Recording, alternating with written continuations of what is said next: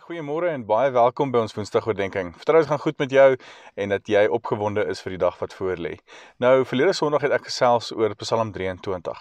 'n Psalm wat ons baie keer hoor by begrafnisse of selfs in tye van uitdagings, tye wat dit nie so goed gaan nie.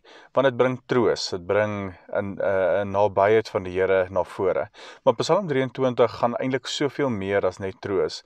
Dit is 'n Psalm wat gelaai is met hoop. Dit is 'n Psalm wat gelaai is met krag en met belofte en met verhouding selfs. Want jy sien, as jy Psalm 23 gaan lees, sal jy agterkom dat Dawid se woorde, elke woord wat hy eintlik daarso sing en wat hy saamgestel het, skree die woorde, jy is uitgenooi eintlik na vore. Want jy sien, die Here nooi my en jou uit na 'n feesmaal, 'n tafel wat hy self voorberei het. En dit beteken net eenvoudig dat hy wil met jou in verhouding wees. Hy wil saam met jou tyd spandeer. En jy sien, ons raak so besig deur die dag en deur ons week, dat ons nie uitkom by ons stilte tyd nie. Ons kom nie uit by die tafel wat die Here ons na nooi toe nie.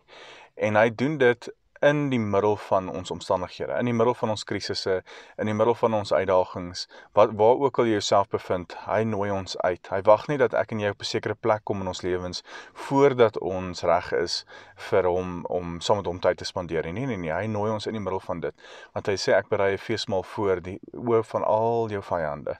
Hulle kan maar net toe kyk. Die vyand sien dit raak, maar hy kan net kyk. Hy kan nie saam eet nie, hy kan nie deel hê in hierdie uitnodiging nie, dit is net vir jou. So ek wil jou regtig uitmoedig hierdie week, maak tyd vir jou stilte tyd. Maak tyd vir die Here.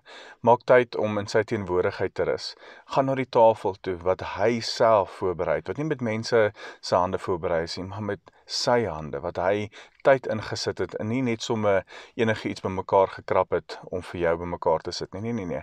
Hy het sorg ingesit. En by hierdie tafel is daar vergifnis, daar's redding, daar's liefde, daar's genade, dis alles wat jy nodig het.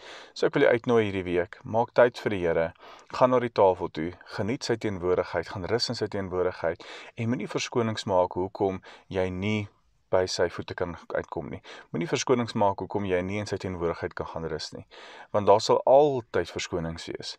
Maar ek en jy het 'n geleentheid, ons het 'n uitnodiging wat die Here self vir ons nooi.